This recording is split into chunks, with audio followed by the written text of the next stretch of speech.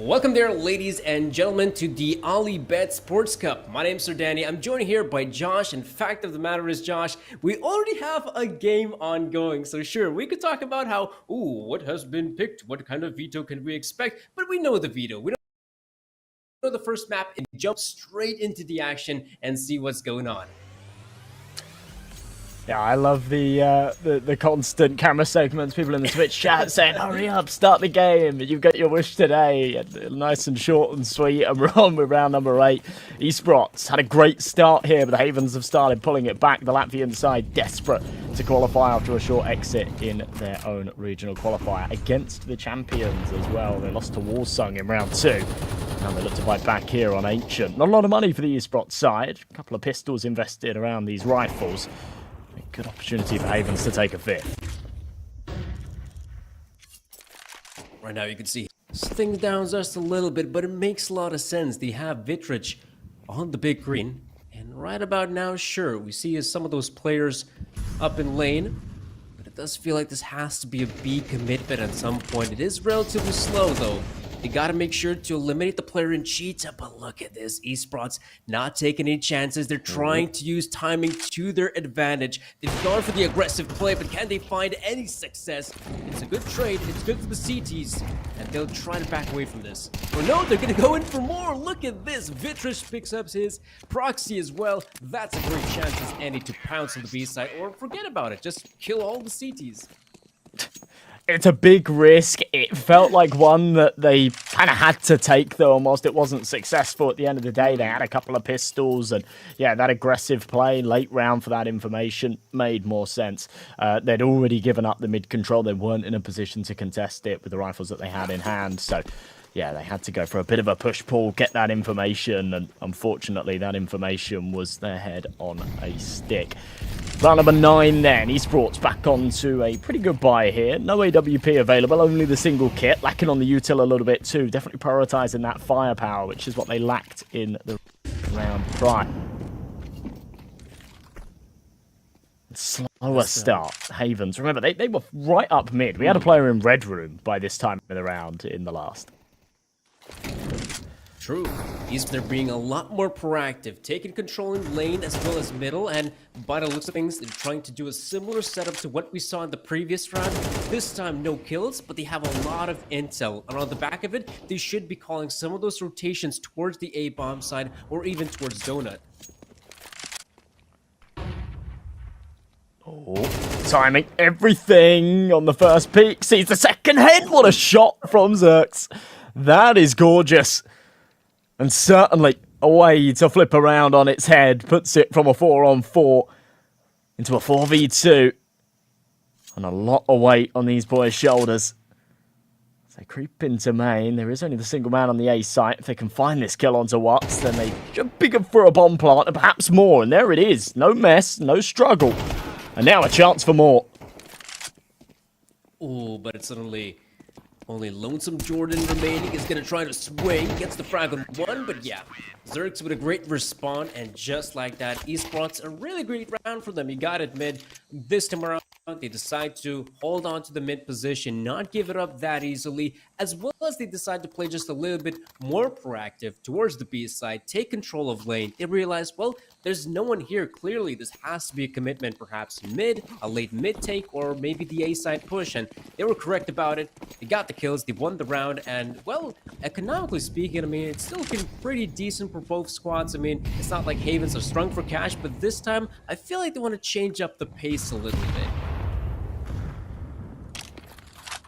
So, still money in the bank here for the Havens. Despite the hiccup in the last round, they've managed to keep things quite tidy in the rounds prior. Oh no. Awkward break there for Yanks. Gets hit by the molly, so completely exposes his position.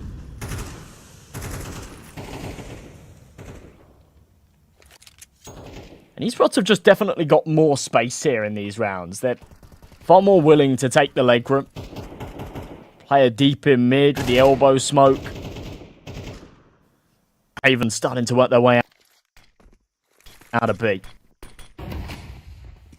Need the commitment. I feel like Sneak, the only player there on the side, it's There was also Philip with the trap, and now Havens full control over the bomb site. They can very easily get that bomb planted, secure the round win. There's no way Vots and Zerx can get back into this. But time is being wasted. So some of the CTs can get in some better positions. Gets eliminated the round hand in Havens.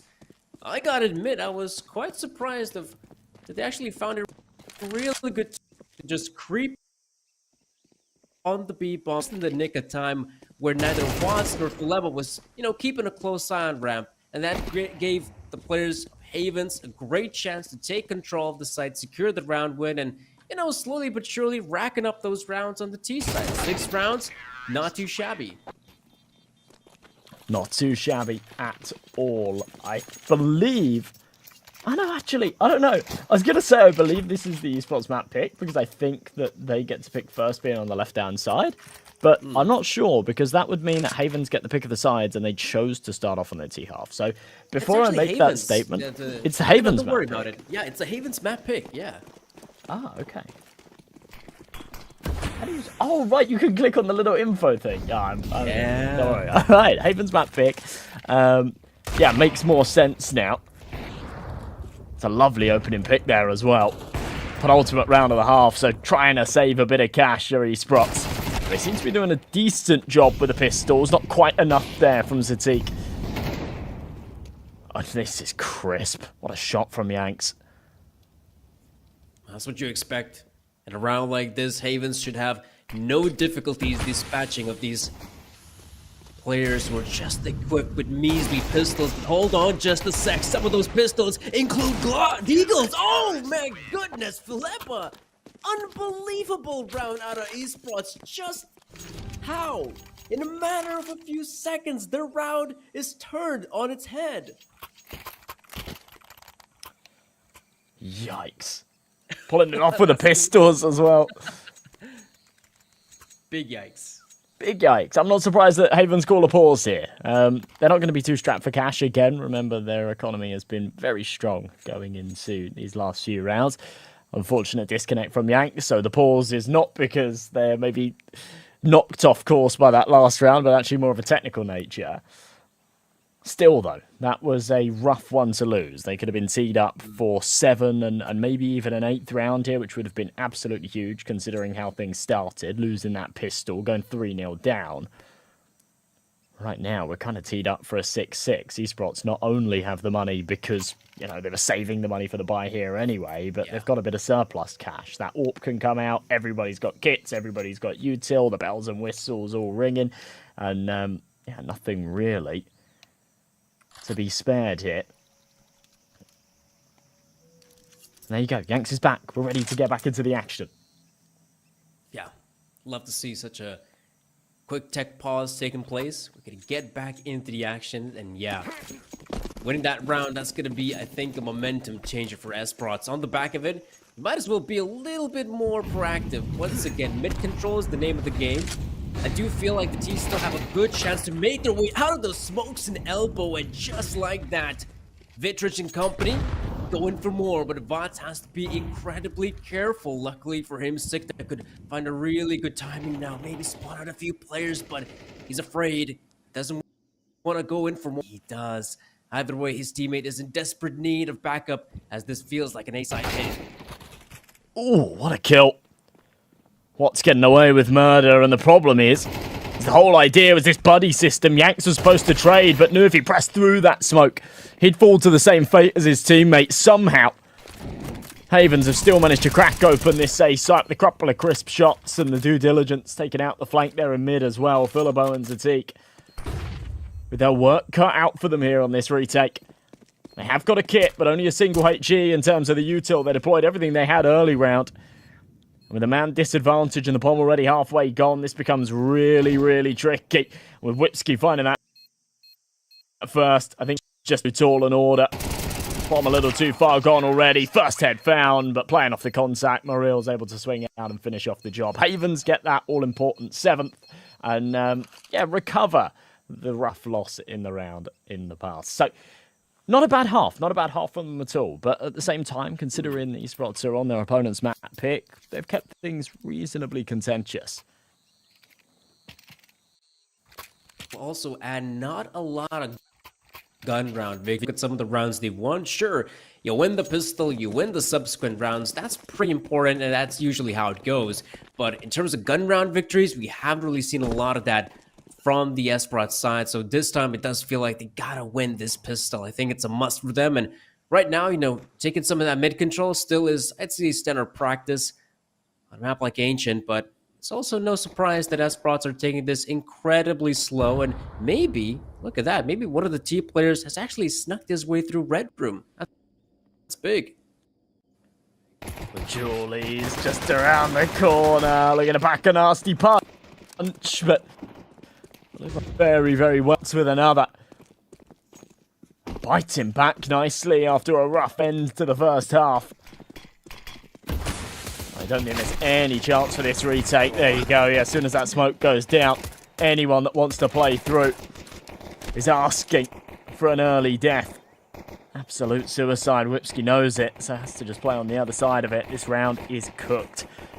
It's an interesting storyline here, though, isn't it? Both of these teams were knocked out of their respective qualifiers by the team that actually ended up going on to win it, whether that be in the last stage or whether that be in one of the opening stages. So there's a lot to be said here for the fact that both of these teams arguably are the second best team out of their regional qualifiers, which is always nice, right?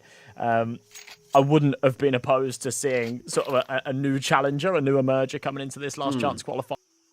But I guess this is what it's all about, giving a second chance to any of the teams that couldn't quite make it first time around. And both of these two are fighting very, very... See the scoreline tie up at 7 apiece. Havens have gone for the force by here. There's not too much weight behind it. It's just 4 Eagles and an MP9.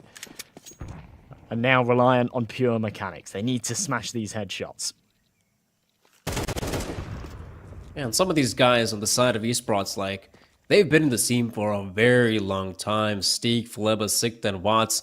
I recall these guys playing together in, you know, some of the Estonian teams maybe 5 or even 6 years back. So they've been part of the scene, not necessarily as the top dogs, but experience is crucial heading into a last chance qualifier like this. You don't want to make mistakes, but you also want to make sure your aim is as crisp as ever. But on the other side, Havens have been doing a fantastic job, I'd say, thus far in the first half. The second, well, they still need some time to cook.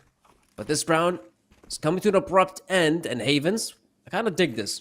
Stick together, put as many players as you like on the B bomb site, and hope for the best. Maybe that's exactly what the doctor ordered, but so far, it's bullets flying across. No success for Havens just far, except a few, or actually just the 1 kill. And Esprots survive with 3 players left standing. That is a clean round. To be expected, I guess, but Havens sort of shoot themselves in the foot a little bit there, going for a force bind that doesn't pay off. They're now in a position where they have to eat the eco, and they will give up the lead to Esprots for the first time since round number 7 or 6, depends how you look at it, but...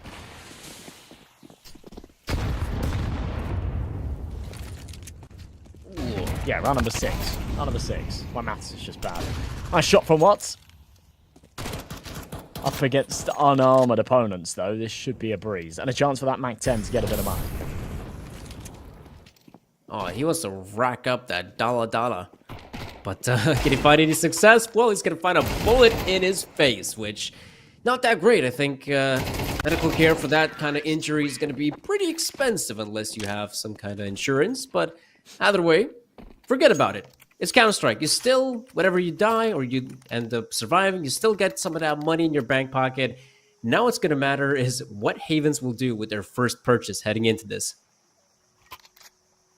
You just reminded me. I need to get medical insurance. I'm off to America in a few weeks. Oh, Philadelphia, you don't want it.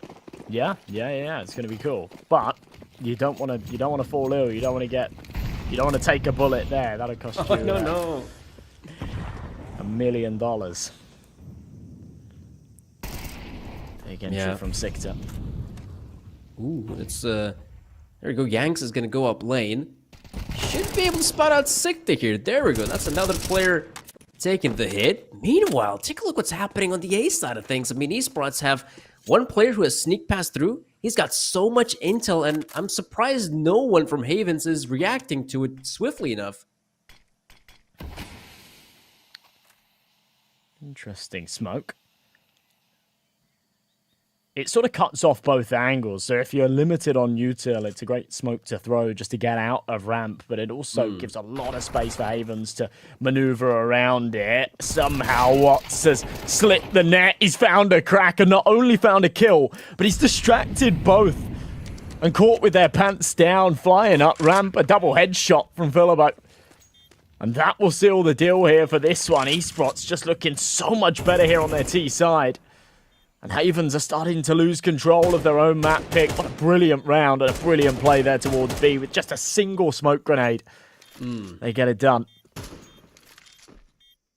And yeah, I guess that's also the kind of scary prospect of the A bomb site on Ancient. Usually you only have the one player on the A side, then you have two players, you know, playing in mid. Chances are maybe one of them is out there in donut, maybe the other is closer near elbow. But the fact of the matter is, if that one player ends up dying on the A bomb site, you become so vulnerable as a CT team defending, because you suddenly realize that there's still a big chance that maybe it's just not the one guy. Maybe it's just going to be a lot more players storming the bomb site. And if you don't have the manpower to hold on to that area of the map, it can be so awkward to just hold on B. And as we saw, you know, pressure was mounting on the B bomb side.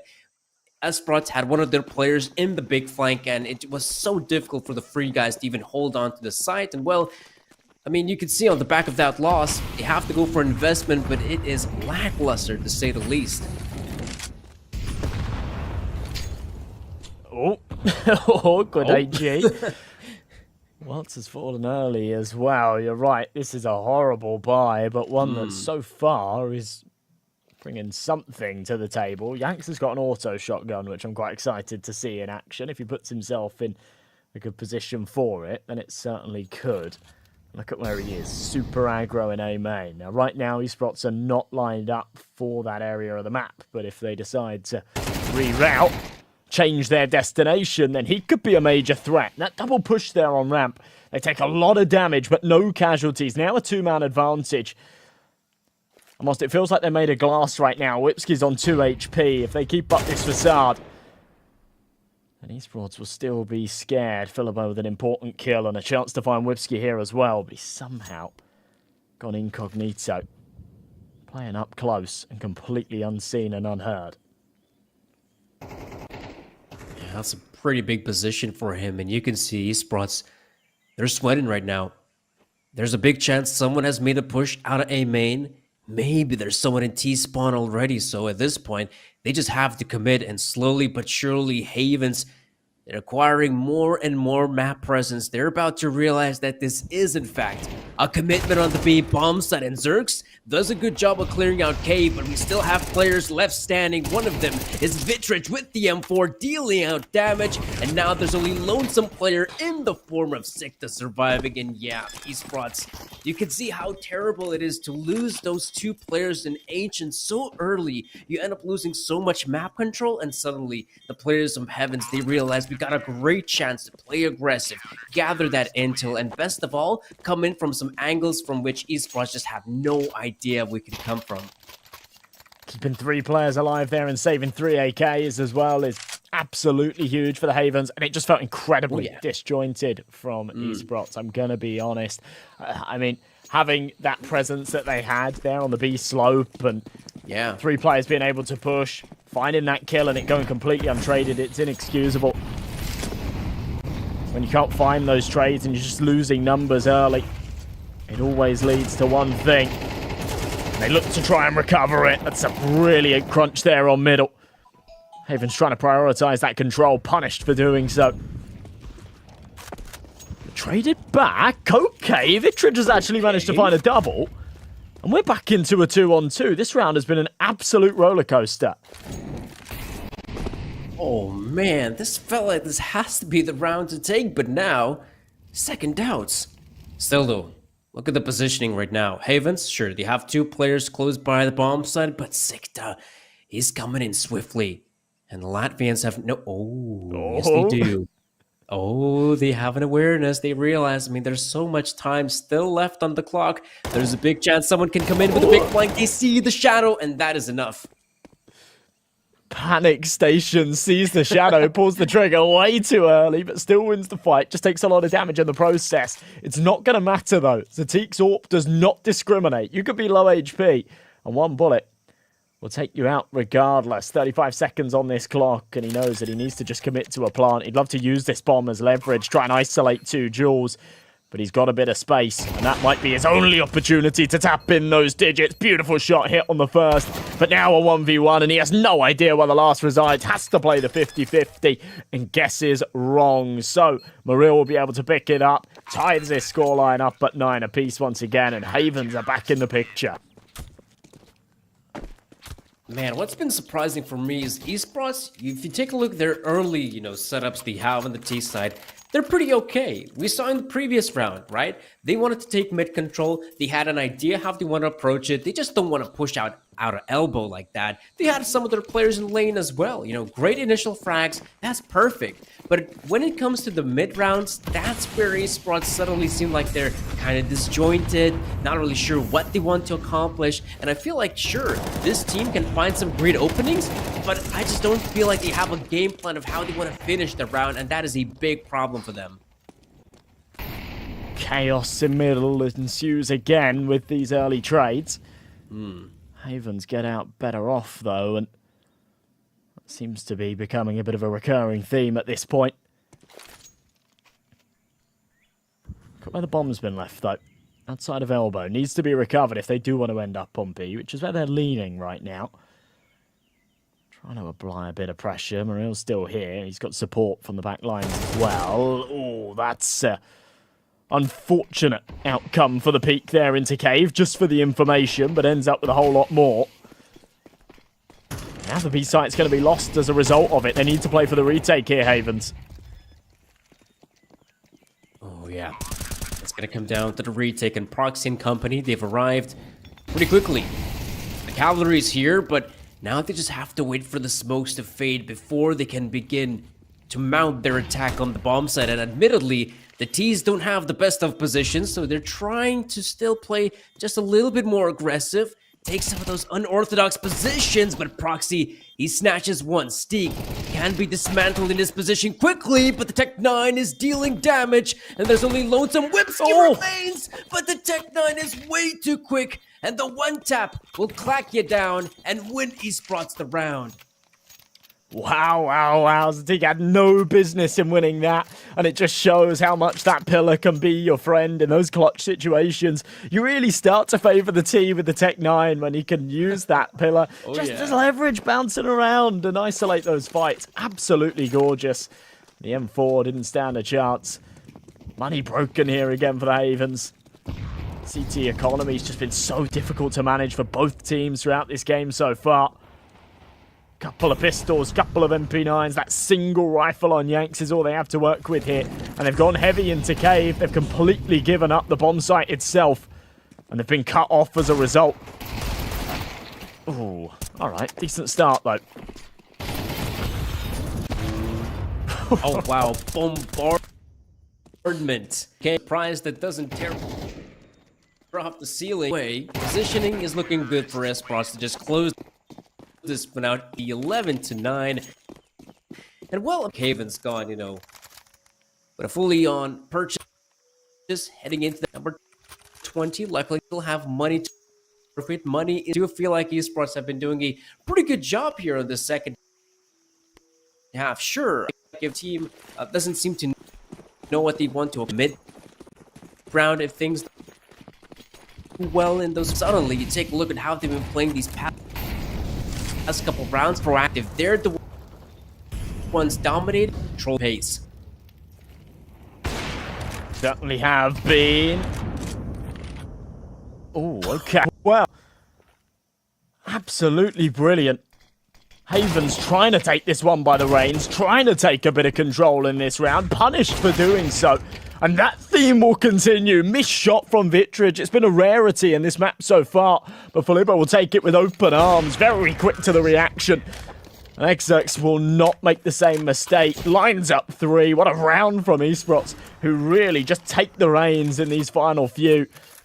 And are well on their way to the finish line after a very interesting start. And a lead at the halfway point from Havens. They've lost control at the most important time. But it's Esprots to regain control as well, sure.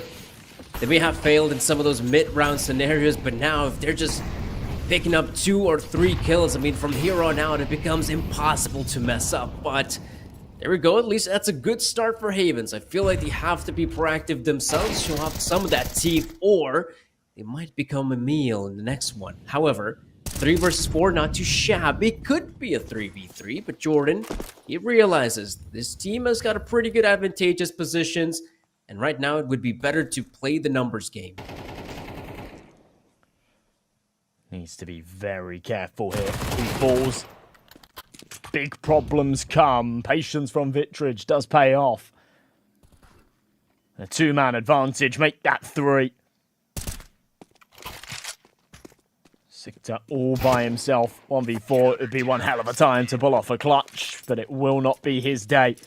Double digits hit by the Havens, a must-win round converted. They've got to do it again. These Esprots have still got money, so this will be another full investment, but if they can't win this one, then round number 24 comes with some question marks, doesn't it? Indeed it does, and right now, to me, I'm surprised we're not seeing any sort of tactical timeout, but I guess it comes down to Esprots having some kind of simple game plan. Maybe they just want to play some kind of default setup on the back of it, find some of those frags, and then see what they can do. Otherwise, what else could they be cooking? As we could see in a round like this, well, maybe a potential fake on the B bomb side. Currently, it's kind of working. 3 of the players have made the rotate, but now more guy on Ace side, not to mention Donut.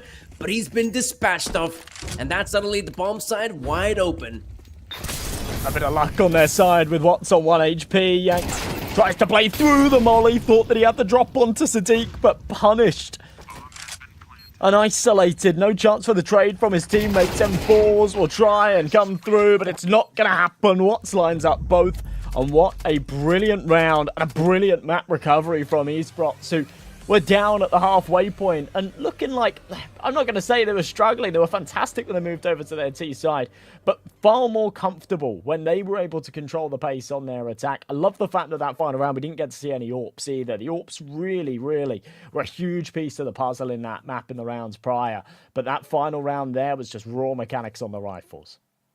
It was, and you can see, I mean, as well, maybe some pressure mounting on the Heavens boys that, you know, they get that good half, 7-5, they're thinking, all right, even if we lose the pistol, we could still win some of those gun rounds moving forward, but we saw that, well, initially, you could see the Estonian guys were doing a much better job when it came down to finding opening frags, opportunities. Sure, they ended up losing that one weird round where they were in a very advantageous position, but apart from that, it felt like the Estonians were not phased. They were more than willing to be aggressive, as to be expected in CS2, and they were the ones winning the gunfights, and really that's what it came down to. And I think that's kind of a scary prospect because the next map is going to be Dust 2, and that is where you expect to see a lot more aim duels and aim fights take place. Absolutely, yeah. If you're the Havens or a Havens fan, you've got to be scared right now as we are the second Estonian team at the LAN finals. Esprots top all Havens on the Latvian map pick. Now they move over to Dust 2. It's their choice. And I'm scared. I'm a little bit scared here, considering they're more than likely going to be starting off on their T side as well, which is where they really shone on Ancient. On a map like Dust 2, that could be a major threat. You're right. It can. And well, folks, we're going to be going to a very quick commercial break. And once we'll be back, we'll be sure to bring you that second map. So stay tuned.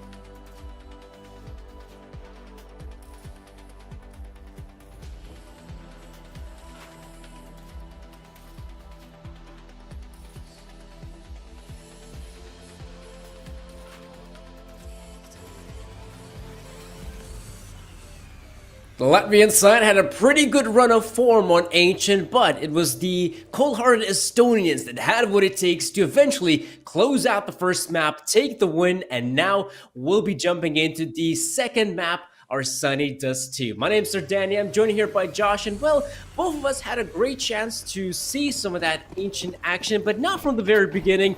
This time around, we can see how things start from the very oh, actually, no, we already missed. Forget about it, guys. Let's take a look at the second one. Yeah, I think we can clearly see who won that pistol as well, even by looking at the money, not just the scoreboard. It's just the pistols here for Havens, and a hard time, really, when you think about it. The context of the series, losing that first map and getting off to a bad start here on Dust 2 is really as awkward. But to be honest, full eco, they've done a lot of damage there. They've made things very expensive for the T side. For those couple of rifles, those premium rifles. So at the end of the day, they only really lose the Mac 10s and the Galils. But it does mean that they have some contingencies going into round number 3. But they face up against a much better buy from the CTs. They've got 2 Mac 10s in play. Maybe that means something a little bit quicker towards B. We'll see. Well, tunnels control. Oh no, that is terrible. The nades come through. This has to be Havens holding down mouse 1 and securing every single frag. And that's always the scary part of a B rush. Sometimes it can work out wonderfully, or other times you run into the loving embrace of the CTs who are holding down mouse 1 and also have deployed a few grenades extra. So Esprots, they try to play that round on the back of that spawn to get absolutely crushed. And yeah, you know, Havens, they got this one on lockdown. It didn't look very loving to me. Oh, neither did that. Okay. Not a bit messy. Gets it over the line. Looking for the AK. Tough love. Tough love. Yeah. He's lucky there. It seems like the sort of round end timer is a little bit longer than normal. I think that's maybe just face it compared to other tournament organisers. But yeah, had a fair bit of time there to find that AK. First on the board though for Havens, and teed up nicely. It was a bit of a 1-2 sucker punch as a result of that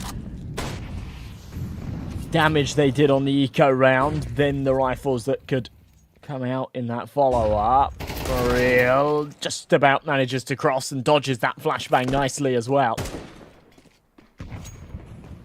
Sito realizes he's by himself. Almost he'd love to find that entry. If he dies, then they're in trouble. So goes to join his teammates who are having some success here on short. The numbers back into a 4-on-4.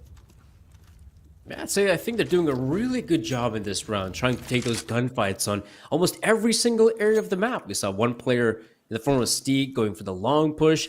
Then I think it might have been Sikta or Faleba peeking out of tunnels. And right now, they were able to catch one of these players up in short. Subtly, that's an avenue of attack on the A bomb site, but this is still part of an elaborate fake. This is now Whipsky holding it with the AK. Doesn't get more than that, but maybe that'll be enough. 2 players still have to make the cross, and it's so difficult. You see one of them going down, and it's all up to Lonesome Faleba. And yeah, you know, Yanks doesn't have to go for this. His team is in a very advantageous position. All they can do, and probably should do, is just wait. Wait for Faleba to make the mistake. Yeah, this is really the only correct way of going about this round. With 20 seconds left, he's now committed to this A-bomb site. No option to turn around, and Yanks is quite literally tracing him through the wall because he can hear him coming from a mile away, but knows that he doesn't need to take that fair gunfight. He can wait for Philebo to pull out that bomb. He can wait for him to not have a gun in hand, not be ready for that fight. So tied up at 2 apiece. A much better round there again from Havens, and Esprots, who went for the reforce in the last, are now not in a position to do so. They're in that awkward spot the Havens found themselves in round 2. 2k in the bank. No option to bite. It'll be an investment in the next, but they'll have to give up this lead. I thought Watson would want to peek out before that smoke plumed. Instead, they go after, and that was a bad idea. Surprised the second player actually backs away from it, but either way, it's still a really solid round. Only losing the 1 player shouldn't be that big of a deal. Especially now, they realize his position. He should be an easy target. He's basically a dead man walking. Sikta looking for a chance of his own to still deal some economical damage on the CT side. And heck, it's early days of the first half, so any kill you get could be of great importance moving forward. Butterfly effect and all that.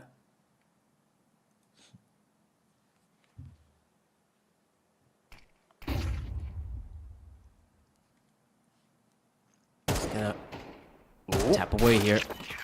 Oh, there we go. Oh, see you later. Clinical. So 3 on the bounce after losing the pistol. It's a lovely recovery here from the Havens. Starting to look more and more comfortable on their opponent's pick, but I feel like that is sometimes just a result of Dust 2. A map that can have a lot of tactical depth, but I think at this level of matches like this, it does just come down to mechanics more than anything else, and both of these two teams very evenly matched. Watts jiggling, looking for the fight here. But smoked off, won't be able to find anything. Has to just back away, join his teammate down in lower. Big entry from Vitrage again. He was a menace on Ancient with that AWP. And now he's finally got it out on Dust 2. He looks to continue his shenanigans. Ooh, but look at this as well. Mid control is the name of the game for Esprots, and luckily, they chuck in the smoke grenade. There's still some vision here for Proxy. There we go, spots out the one. Zerx is yet to reveal his position, but you can see the CT is aware of it. There has to be a second player here. It will fade soon enough, and Zerx, can he find that chance? Could he bring his team to winning ways? But the answer is a big no. And Lonesome Watts remains. A 1v5 and so many players. Oh my gosh, the spray transfer is beautiful. It's a good chance to at least get that bomb plant and get some of that extra money. Oh, what? We're going for more. Beautiful shots from Bots, and he turns it into a 1v2. Surely not. I was about to say it's a shame that the spray transfer comes at a bit of an irrelevant time because it was a 1 versus 5, but now he's got the bomb down, a chance to isolate these two Jules, and he's done it on the first. Knows where the second's coming from. Flashbang's brilliant, and he's just pulled it off. A 1v5. What are you doing?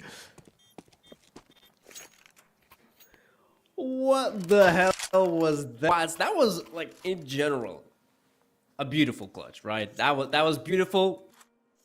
We saw some sick first, some great taps coming through, and in general, just some great timing there for Watts, being able to find these players peeking out one by one. And yeah, that's really gonna screw up, I think, the mental of Havens. That was a round you were supposed to win, and now it's not a good start. It's not looking any better, but at least it's a good response from from Proxy and Yanks. Yeah, I mean, it's kind of wild off of the back of a 1v5, which you're right to tee up as gorgeous as it was, because it was nuts. To then just sort of rush into this next one and lose it, I wouldn't have actually been opposed to a pause there after that. Just, you know, bit of an adrenaline spike, let everybody cool off and stay composed before going into this next round, because it does feel like they got a little hasty and rushed it. I was about to say should have the kill when he peeks out, but the smoke obscures his vision a little bit. Watts, surely not again. He's 11 and 4. He looks to add more to that tally. Has a decent idea that there's perhaps one behind Gandalf, but has a lot of other positions to be wary of in the meantime. Proxy. He is very aware here. That's a brilliant flash as well. Allows him to peek out and finish the job, Zux. It's now his time to shine. To actually find a kill here. So a 1v4 would be pretty wild, but he's been tagged down to 1 HP. I don't fancy his chances. No, not in a round like this. Well, maybe against the Opper. One tap? Nope. It comes from the Op. So 4-3 will be the scoreline, and hell, I mean, I kind of like... One thing from Havens is that on their CT side, they're being relatively aggressive. I feel like nowadays on Dust 2, with the fact that you can go for the solo boost on short, It has become a lot more common to see some of those early engagements in Dust 2, not in long, not on the B side, but actually in mid, top mid. The CT is able to chuck in those Molotovs, does give them a great chance to take control of lower tunnels as well. That's where a lot of engagements tend to happen nowadays, which is something you practically never see. And now, Havens, instead of using that might they have from the previous rounds, they will play it relatively safe. Not overcommit just about yet. They probably realize that Esprots are struggling in terms of economy, so don't give them any chances. That's Sir Danny's tip. How many of those is that like a one a day thing? I'd say that's one per map kind of thing. One per map. So that's it. That's all my wisdom for now. But if there's a third map, well. Oh, then they get another little tip. They're gonna get another one. Another one. I live for it. I live for the Danny tips. I wouldn't know what I'm doing if it wasn't for all these years of Danny tips.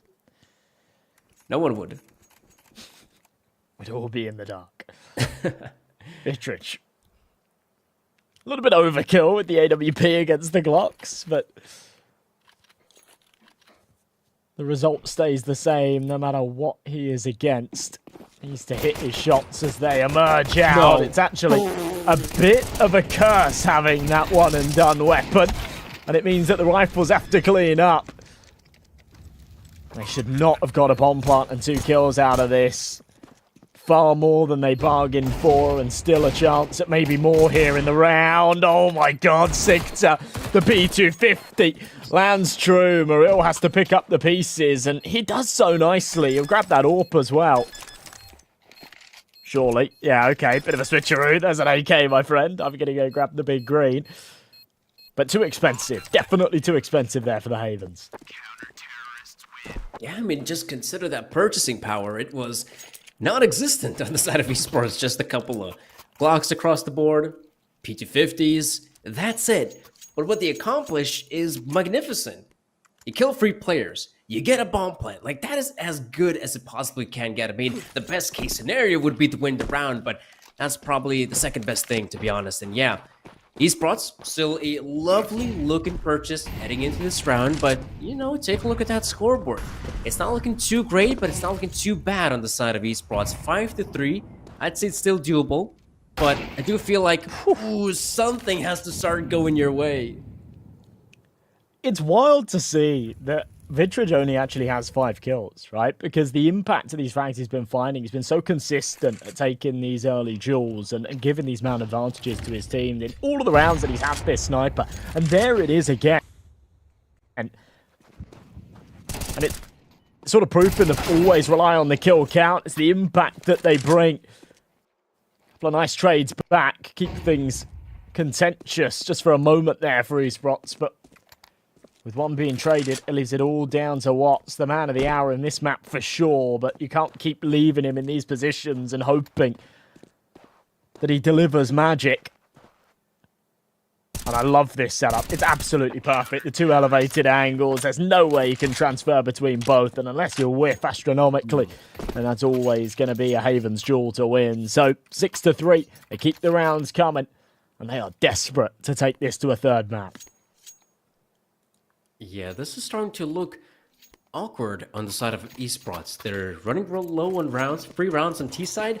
That's really not good enough. They need to have at least a couple more to make matters more competitive, and I feel like this is always the danger when you're Mirage, or if you really have a lot of set plays in that map, which is why you've picked it. Sure enough, this is what you get. This is what you have. Opponents or far cylinders, they're the ones racking up the kills, and alongside it, picking up a few rounds to boot.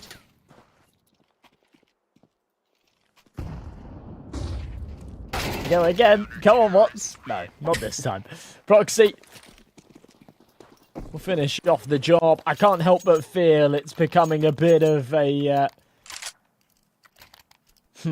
maybe not a coincidence that Watts is always lost alive in these situations. Hate to throw accusations, right? But how many rounds have we seen him lost alive here? No, that's fair. I just feel like right now, Esprots, they're kind of, expecting a few of their individuals to pop off, get the opening frags, but the other guys just feel like They don't really have much of their agenda. Kind of baiting a little bit on that side. And now you can see Esprots. I mean, this time they're going to try to rack up their players. But they're getting gunned down initially. Look at the damage that's been dished out. You got Zerks out of the picture, barely being alive. You don't want to see him in any US healthcare system.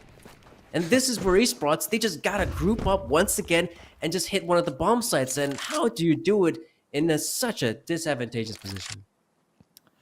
Well, I'll throw my toxicity as it is as a result of Watts playing this really hard lurk role. And often, yeah, his teammates will sort of take contact, not have success, and then he's just by himself on the other side of the map. But, you know, when round after round that continues to happen, it does raise the question of maybe you should sort of change that role a little bit and come and join your teammates, take a little bit more initiative on that lurk. Maybe do go for that opening entry or rotation over. This round, nothing more will come. 8 on the board for the Havens. This started off as a back and forth affair, but it's very quickly shifting into just a Havens sea of blue. A 9th perhaps on the cards as well here. Esprots really don't have a lot of money coming into this final round and a half. 3 Galils, 2 AKs, not very much util. It's mainly the smokes and flashes.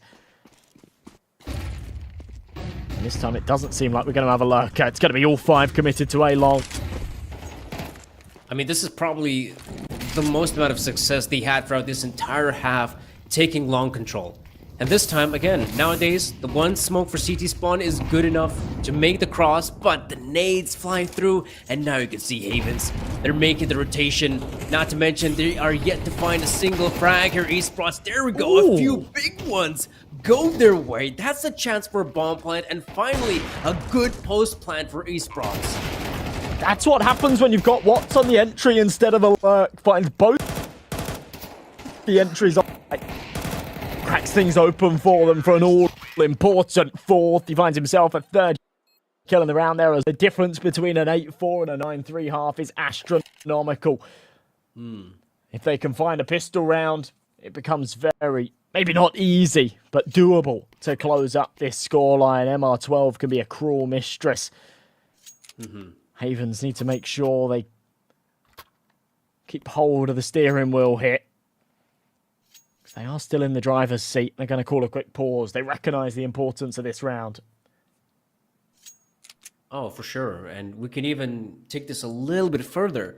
Because in a world where you win the pistol, the subsequent round, even if you win also the upcoming gun round, the first one, and then we see Nico, we're talking about potentially, you know, equalizing the scoreline. So yeah, this pistol round does play a lot.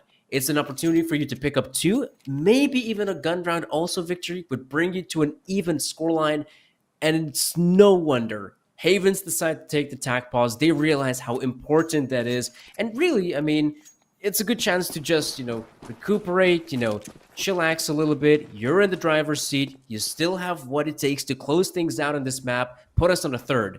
But yeah, this pistol round of great importance. And you can see Esprots from the get-go taking some of that early advantageous positions. One of them in lower tunnels, the other player up in short, Sikta, is about to realize that, okay, there's no one in B tunnel, so maybe they're potentially grouping up for an A side hit. That's why we're seeing the B player make the rotate is 1-2, and it's obvious. This is the commitment on B. Having to give up the site as well, but realising that this is probably the most difficult site to retake in the game. And without a kit and without utility, it becomes 10 times harder. But in the pistol round, sometimes these jaws get a little bit scrappy, so they'll just throw themselves at it with the numbers and hope that the headshots hit. Zatik doing so very nicely so far. Second man on the flank, though, not expecting Yanks. And Morel will stay alive just long enough and then pop the head of Philipo at the end of it. Havens, a very, very important pickup, and I love the timeout before it just to make sure that everybody's heads were screwed on. They knew what they were doing. They were going to make the right call there. And Esprots will call a pause of their own straight afterwards. Does seem to be more of a technical nature. Philipo was disconnected, but the heat turning up here in this map, that's for sure. Yeah, you're absolutely right about it as well.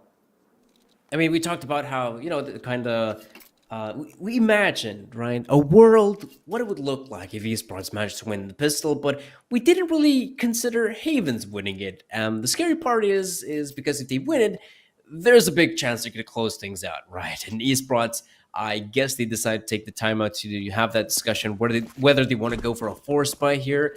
I feel like Dust 2 can kind of work in that sense if you're able to pick up a few scouts. Those can be very lethal in long if, say, the T players do decide to take long because they have those long-range weapons.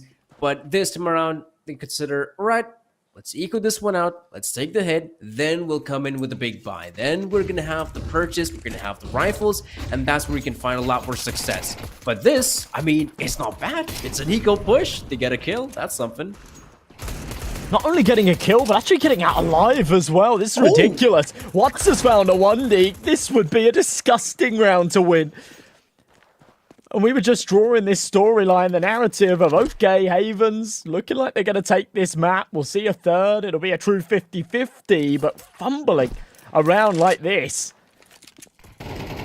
puts it all into question. And Vitrage in the 1v4 can't do anything. If there's any opportunity for him to step pad a little bit, to find some kills in a clutch scenario, it's surely there when he's got an AK, he's against players with no Kevlar, he can't do anything. And Esprots just get away with murder. And it actually forces Havens onto double eco here as well, so they have to go for the force with the Tech 9s. If they don't win it, it will be an eco in the next. And this scoreline very quickly closes up. Like you said, MR12 is a cruel mistress, and it's scary, right? You still have plenty of rounds to work with, but losing really make the difference. And right about now, yeah, it's a force buy. They're expecting the best with those Tech 9s, but to find the most amount of success, you gotta get up close. And to hit the A-bomb set like that, it can be really difficult, but before that, maybe they can catch at least 1 or 2 CT players who might just go out of their way, peek up in middle. But you can see they're playing this one super safe, as they should, to be honest.